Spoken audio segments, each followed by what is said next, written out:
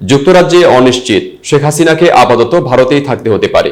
সরকার প্রধানের পদ ও দেশ ছেড়ে গত সোমবারে ভারতে আশ্রয় নিয়েছেন শেখ হাসিনা।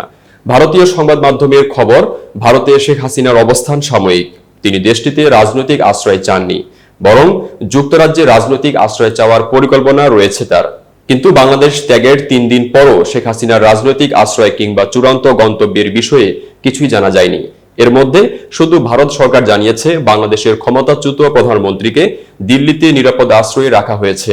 এর মধ্যেই আজ বুধবার ইন্ডিয়ান এক্সপ্রেসের খবর, শেখ হাসিনা লন্ডনে যেতে চান। সেখানে তার ভাগ্নি টিউলিপ সিদ্দিক থাকেন। টিউলিপ যুক্তরাজ্যে ক্ষমতাসীন লেবার পার্টির পার্লামেন্টের সদস্য। সরকারের সিটি মিনিস্টারের দায়িত্বে রয়েছেন তিনি। যুক্তরাজ্যের অভিবাসন আইন অনুযায়ী আশ্রয় বা সাময়িক আশ্রয়ের জন্য কাউকে যুক্তরাজ্যে ভ্রমণের অনুমতি দেওয়ার কোনো বিধান নেই।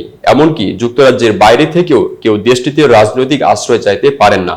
সেক্ষেত্রে ভিসা নিয়ে যুক্তরাজ্যে যাওয়ার পর সেখানে অবস্থান নিতে পারেন। এরপরে যে কেউ রাজনৈতিক আশ্রয়ের আবেদন করতে পারেন। শেখ হাসিনার ক্ষেত্রে সমস্যাটা এখানেই, তার যুক্তরাজ্যের বৈধ ভিসা নেই। এমনকি এখন তার কাছে কূটনৈতিক বা অফিসিয়াল কোনো পাসপোর্ট নেই। কাজেই রাজনৈতিক আশ্রয় চাইতে হলে শেখ হাসিনাকে পাসপোর্ট ভিসা করিয়ে যুক্তরাজ্যে যাওয়ার পর দেশটিতে অবস্থান করতে হবে। এরপরেই তিনি আশ্রয় চাইতে পারবেন।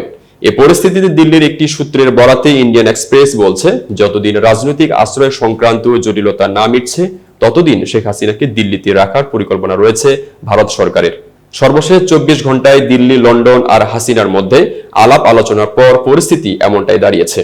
এতক্ষণ বার্তা বৈঠকের সাথে থাকার জন্য ধন্যবাদ।